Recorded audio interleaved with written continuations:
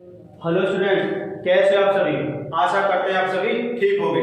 आपका अपने YouTube channel Vinod sir study points में स्वागत है। बच्चों, आज हम रेल के भाग 2 के ऊपर बातचीत करेंगे। 2-4 बात है जो तुम्हें ध्यान रखनी है। इस वीडियो को देखने के बाद आज के बाद रेल से संबंधित जो भी सवाल होंगे उसमें कोई भी प्रॉब्लम नहीं आएगी। ध्यान से देखना है। तो जो 4-6 पॉइंट है रेल से संबंधित वो तुम्हें ध्यान रखने हैं। यदि दो गाड़ी यदि आपस में एक दूसरे के विपरीत आ रही हो तो चाल आपस में सदैव जुड़ जाती है, और यदि दोनों एक ही दिशा में जा रही हो तो चाल आपस में घट जाएंगी।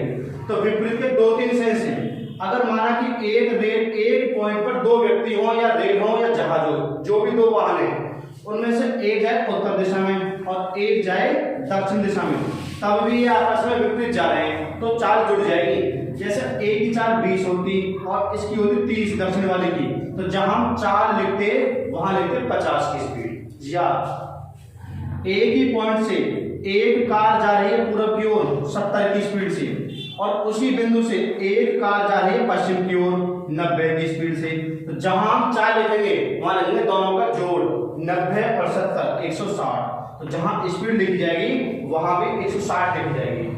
ये माध्यम है विपरीत के लिए। या हो सकता है दोनों की दोनों कारें आमने सामने आ रही हो, एक की चाल 40 हो और एक की 70 हो, तो 70 और 40 110, तब भी चाल लिखेंगे 110। ये 3 ही प्रकार जो विपरीत के होंगे। अगर दोनों एक ही दिशा में जा रही हो तो चाल आपस में घट जाएंगी। जैसे कि एक कार की चाल हमने लिया कि 80 की स्पीड है, और एक गाड़ी जो उसके सामने चल रही है एक दिशा में जा रही है, इसकी स्पीड थी 50 हो, तो जहां हम चाल लिखेंगे क्योंकि दोनों की दोनों कारें या गाड़ियां एक दिशा में जा रही हैं तो चाल आपस में घट जाएंगी। 80 में से 50 गया 30, तो हम स्पीड लिखेंगे 30 की। ये तो चालों से संबंधित बात है। अब चलते हैं कुछ दूरियों से संबंधित। जब एक गाड़ी किसी निश्चित दूरी को पार करती है, निश्चित दूरियां वे होती हैं जो ना तो कम हो सकती हैं ना ज्यादा हो सकती हैं, यानी फिक्स है। जैसे गाड़ी किसी पुल को पार करती हो, किसी सुरंग को पार करती हो, एक गाड़ी किसी प्लेटफॉर्म को पार करती हो, या एक रेलगाड़ी किसी दूसरे अन्य रेलगाड़ी को पार करती हो, ऐसी स्थितियों में हमेशा दोनों की लंबाई पार होती है। तो जब एक गाड़ी में से कहीं से निकले पुल, सुरंग, गुफा या प्लेटफार्म, या एक गाड़ी किसी दूसरी गाड़ी के बराबर से, यानी कोई दूसरी माप निश्चित होनी चाहिए जो ना कम हो सकती ना ज्यादा हो सकती, तो ऐसी कंडीशनों में दोनों की लंबाई पार होती है। अब चलते हैं सवाल नंबर 1 की तरफ। तो सवाल नंबर 1 में है एक रेल 800 मीटर तथा 400 मीटर लंबे दो पुलों को क्रमशः 100 सेकंडों में और 60 सेकंडों में पार कर जाती है। तो पूछा रेल की लंबाई क्या है। हो सकता है 4 भी पूछ सकता है तुमसे। तो तुम्हें पता है कि जब गाड़ी किसी पुल को पार करेगी तो अपनी लंबाई करेगी प्लस पुल की, यानी दोनों की लंबाई पार करेगी। तो ट्रेन की लंबाई इसमें दी नहीं है, हमने हमारे टी नाम से ट्रेन की जो भी लंबाई है वो प्लस 800 मीटर लंबा पुल है। दूसरी कंडीशन में 400 मीटर लंबा पुल है।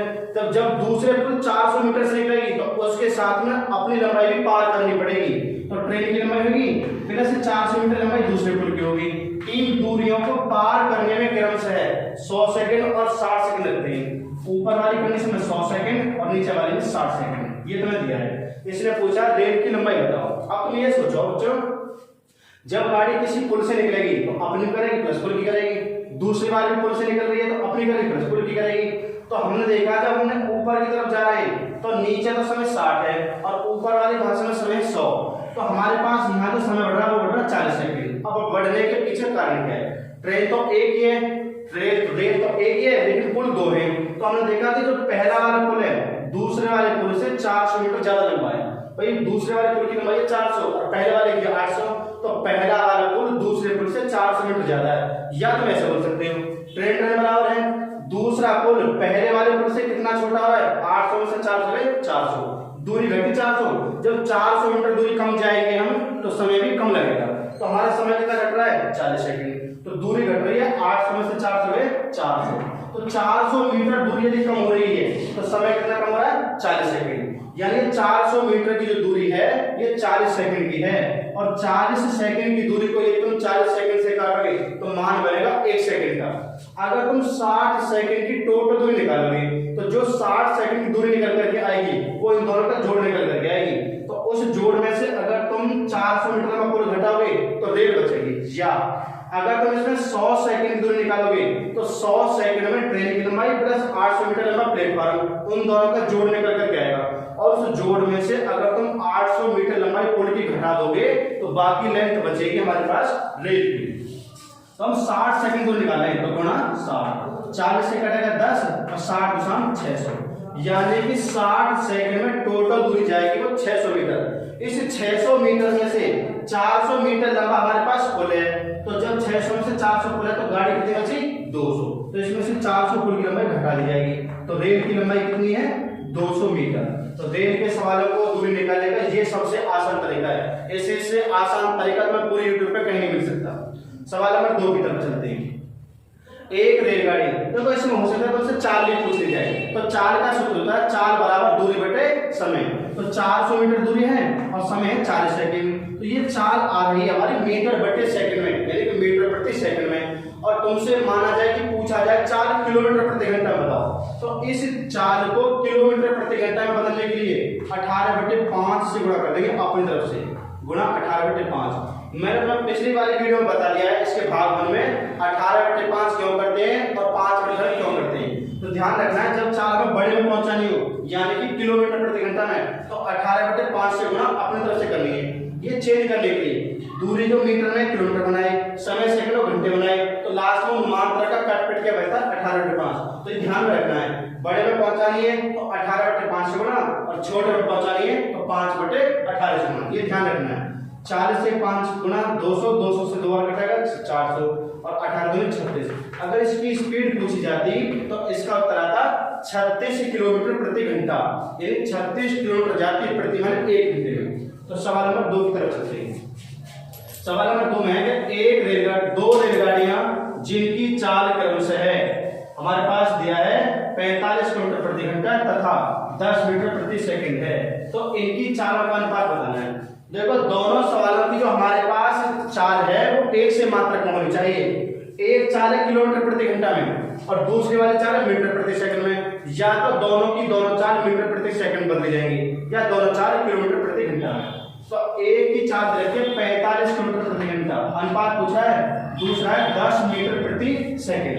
अगर हम इस चाल को जो हमारी 45 किलोमीटर प्रति घंटा की चाल को अगर हम मीटर प्रति सेकंड में लेकर आए तो मीटर प्रति सेकंड में बदलने के लिए 5/18 से गुणा, इसमें यदि 5/18 से गुणा कर देते हैं तो अब ये चाल किस में आ जाएगी मीटर प्रति सेकंड में। या तुम इस चाल को बदल सकते हो, चाहो तो ऐसे कर सकते हो। अब हमें देखना ज्यादा आसान कौन से पड़ेगा। ये चाल हमारे पास किलोमीटर प्रति घंटा में है, अब चाल है दूसरी वाली 10 मीटर प्रति सेकंड। अगर मीटर प्रति सेकंड की चाल को किलोमीटर प्रति घंटा में लेकर आओगे तो चाल पहुंचेगी बड़े में, तो बड़ी से गुणा 18/5 और 5 से कटेगा 2 बार। अब 9 से काटा, 9 से 2 बार, 9 से 5 बार, यहाँ बना 5 और यहाँ बना 2 गुणा 2 4। तो इन दोनों रेलगाड़ियों की जो चालों का अनुपात है वो है 5/4। दोनों का मात्रा एक से करना है, या तो दोनों चाल होनी चाहिए मीटर प्रति सेकंड में या दोनों चाल होनी चाहिए किलोमीटर प्रति घंटे में। चलते सवाल नंबर 3 की तरफ। ध्यान से देखना बच्चों, आज की बात कोई गलती ना होगी, ये ध्यान से देखना है। वीडियो को बार बार देखो, समझ में आ जाएगा सारी चीज। सारे काम प्रैक्टिस के पीछे डिपेंड करते हैं, जितना प्रैक्टिस करोगे उतना ही बढ़िया है, स्पीड बनती चली जाएगी बहुत ज्यादा। सवाल नंबर 3, एक रेल किसी स्टेशन से 32 किलोमीटर प्रति घंटा की गति से चलती है, इसके 45 मिनट के बाद तेज गति वाली गाड़ी इसी दिशा में चलना प्रारंभ करती है। यह किसी चाल से चले कि पहली वाली गाड़ी को 80 मिनट में पकड़ ले। यहां से बिंदु ले लिया, यहां से एक गाड़ी चली 32 किलोमीटर प्रति घंटा की चाल से, तो जब से चलते चलते क्वेश्चन हो गए, इसकी स्पीड फिक्स है कि 32 की स्पीड से जा रही है। एक रेल किसी स्टेशन से 32 किलोमीटर प्रति घंटा की गति से चलती है, इसके 45 मिनट के बाद जब ये गाड़ी चली 32 की स्पीड वाली, जब ये 45 मिनट जा चुकी होगी उसके बाद एक तेज गति वाली गाड़ी हमने उसी की दिशा में चल रही है, तो माना कि 45 मिनट में यहाँ तक पहुंच गई। अब ये दूसरी गाड़ी यहाँ से चलना स्टार्ट करेगी, दूसरा पॉइंट बना लिया है कि इसके 45 मिनट पर, यानी जो पहली वाली गाड़ी है 32 की स्पीड से जितना 45 मिनट पर चल चुकी है वो तो आगे निकल चुकी है। अब उसके बाद दूसरी वाली गाड़ी हमने शुरुआत वाले बिंदु से चलाई है, यह किस चाल से चले, यानी जो 45 मिनट बाद तेज गति वाली गाड़ी चली है इसी दिशा में चल रही है, जो पहली वाली जा रही है उसी दिशा में। यह किसी चाल से चले कि पहली गाड़ी को 80 मिनट में पकड़ ले। जब ये दूसरी वाली गाड़ी है अब ये चलना स्टार्ट कर रही है और पहली वाली गाड़ी को 80 मिनट में पकड़ेगी, तो यानी कि दूसरी वाली गाड़ी ने पहली वाली गाड़ी को पकड़ा है। जब एक गाड़ी दूसरी गाड़ी को पकड़ेगी तो दोनों की दूरी जब आपस में बराबर हो जाएगी तभी दोनों एक दूसरे के साथ में पकड़ी जा सकती है। ये पहली वाली गाड़ी को दूसरी गाड़ी तभी पकड़ेगी जब दूसरी वाली गाड़ी उसके बराबर में पहुंच जाएगी। दोनों दूरी कैसी होगी? बराबर। तो दोनों तरफ से दूरी बराबर लगाते हैं। दूरी का सूत्र 4 गुना समय। तो देखो एक बार, जब ये गाड़ी 45 मिनट चल चुकी थी, जब ये सेकंड वाली गाड़ी चलना शुरू करती है और सेकंड वाली गाड़ी पहली गाड़ी को 80 मिनट पकड़ती है, तो पहली वाली गाड़ी 80 मिनट और चलेगी क्योंकि रुकी नहीं पहली वाली, ये लगातार चलती रहेगी। 45 मिनट का गैप बन गया, 80 मिनट के बाद पकड़ी जाएगी और 80 मिनट और चलेगी। तो पहली वाली कुल मिलाकर 45 मिनट यहाँ तक और 80 मिनट और आगे तक, तो टोटल चलेगी 125। तो हमें पहली वाली की चाल दे रखी है, जब दोनों की दूरी आपस में बराबर हो जाएगी तब दोनों गाड़ियां एक दूसरे के साथ में पकड़ी जाएंगी। तो दूरी का सूत्र होता है 4 गुना समय। तो पहली जो 32 की चाल है और कुल मिलाकर चली कितनी? 45 मिनट यहाँ 80 मिनट के बाद पकड़ी गई है, तो 80 मिनट और चली, तो कुल हो जाएगी 125 मिनट। दूरी बराबर 4 गुना समय। ऐसी दूसरी वाले की चाल निकालनी है। माना हमने चाल है इसकी एक ही चाल है, दूरी निकाले, दोनों दूरी बराबर होगी, 4 गुना समय। तो दूसरी वाली गाड़ी ने पहली वाली गाड़ी को पकड़ा था 80 मिनट में, तो गुणा 80। अब मिनट के घंटा बनाने की आवश्यकता नहीं है क्योंकि जब तुम 80 मिनट के घंटा बनाओगे बटे 7 करोगे और 125 मिनट के घंटा बनाओगे बटे 7 करोगे, 60 से 7 कट जाएगा, तो लिखने की आवश्यकता नहीं है। हमें तो केवल चाल निकालनी है। हमने माना क्या था? चाल ए, तो 80 गुणा में किस कट जाएगा? भाग में, तो बटे में आ जाएगा 80। अब इसे काट के देंगे, 16 से 5 बार, 16 से 2 बार और 5 से 25 बार और 25 दूनी 50। तो जो तेज गति वाली गाड़ी है उसकी चाल क्या है? 50 किलोमीटर प्रति घंटा। बच्चों आज का जो हमारा छोटा सा टॉपिक था रेल का, आज हम अपनी जो क्लास की है इसको आप यहीं विराम करते हैं। यदि आपको हमारे इस चैनल पे पढ़ाई बढ़िया लगी हो तो चैनल को लाइक करना, सब्सक्राइब करना, ज्यादा से ज्यादा बच्चों को शेयर करना और कमेंट के माध्यम से बताना। धन्यवाद।